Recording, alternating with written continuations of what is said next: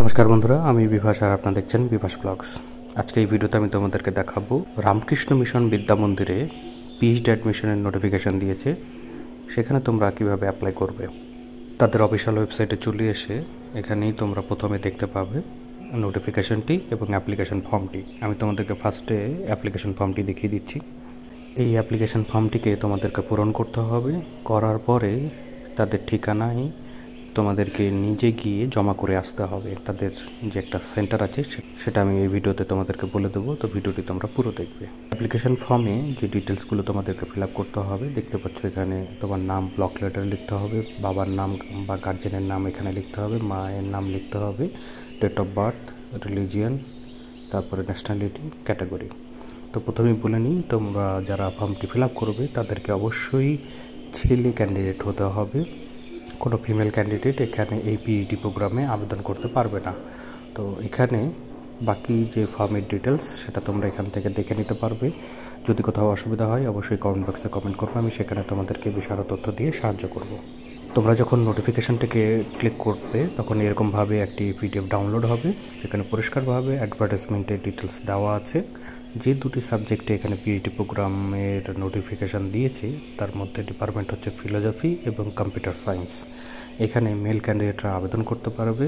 এখানে ডেট এবং কটি সিট আছে পুরো ডিটেলস এখানে দেওয়া আছে। তোমরা এখানে দেখতে পাচ্ছ যে টোটাল সিট আছে, ক্যাটাগরি ওয়াইজও দেওয়া আছে। ফিলোজফিতে 3টে আছে অ্যাপ্রক্সিমেটলি, তার মধ্যে এসসি 1টি এবং আনরিজার্ভ 2টি। কম্পিউটার সায়েন্সে 4টি আছে, তার মধ্যে এসসি 1টি, আনরিজার্ভ আছে 2টি এবং এসটি আছে 1টি।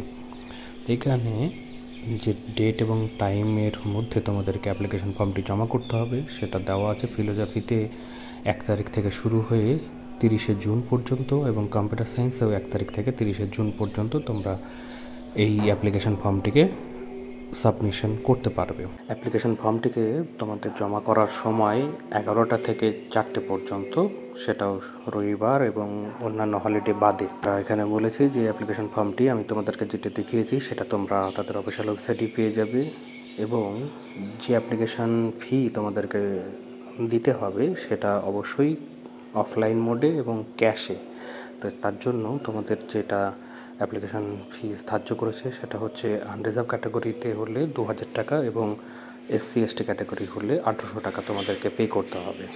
তোমরা যদি এই সংক্রান্ত আরও ডিটেলস পরবর্তীতে চাও তো তাদের যে মেল আইডি দেওয়া আছে এই মেলে তাদের সঙ্গে কন্ট্যাক্ট তোমরা করতে পারো। এই পিএইচডি প্রোগ্রামে অ্যাডমিশনের আগে তোমাদের রিসার্চ এন্ট্রান্স টেস্ট মানে রেট নেওয়া হবে, সেটাও এখানে ফিলোজফির জন্য 10ই জুলাই। পেপার 1 হবে 12টা থেকে 12টা 50 এবং পেপার 2 1টা থেকে 2টো পর্যন্ত।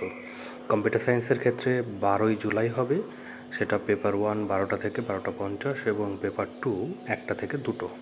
এন্ট্রান্স টেস্টের রেজাল্ট সেটা 15 তারিখ ফিলোজফির তার দিন ধার্য করেছে এবং কম্পিউটার সায়েন্সের 16 তারিখ মানে 16ই জুলাই ধার্য করেছে। আর অ্যাডমিশনের যে ভাইভা ভাসি হবে সেটা ফিলোজফির ক্ষেত্রে 19শে জুলাই 11:30 এবং কম্পিউটার সায়েন্সের 19শে জুলাই 12টা থেকে। অ্যাডমিশনের ভাইভা ভাসির যে রেজাল্ট সেটা পাবলিশ করবে 23শে জুলাই, কম্পিউটার সায়েন্সের ক্ষেত্রেও 23শে জুলাই। তোমাদের অ্যাডমিশনের ডেট হবে 1 আগস্ট এবং কম্পিউটার সায়েন্সের ক্ষেত্রেও 1 আগস্টে। অ্যাডমিশন ফিজ হিসাবে 25,000 টাকা করে তোমাদেরকে পে করতে হবে, আর কোর্স ওয়ার্কের ফিজ হচ্ছে 8,000 টাকা।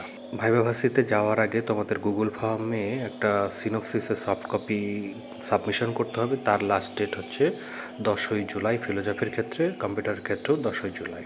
কলেজ ফি পার মান্থ কত করে লাগবে সেটা এখানে উল্লেখ করা আছে, ডিসিপ্লিন এবং টোটাল ফিজ তোমরা দেখে নিতে পারো। যদি কোনো জিজ্ঞাসা থাকে অবশ্যই কমেন্ট বক্সে কমেন্ট করতে পারো।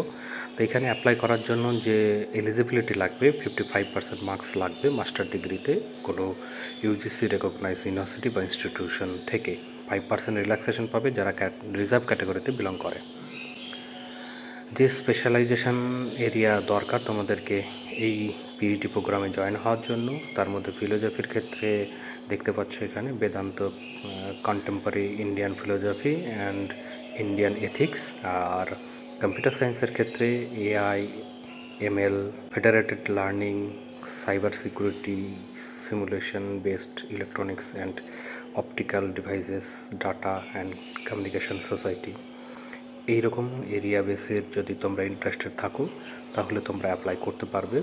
এখানে যে প্রসিডিউরের মাধ্যমে তোমাদের অ্যাডমিশনটি হবে তারও এখানে উল্লেখ করা। বাকি ডিটেলসের জন্য আমার চ্যানেলের সঙ্গে জুড়ে থাকবে। ধন্যবাদ।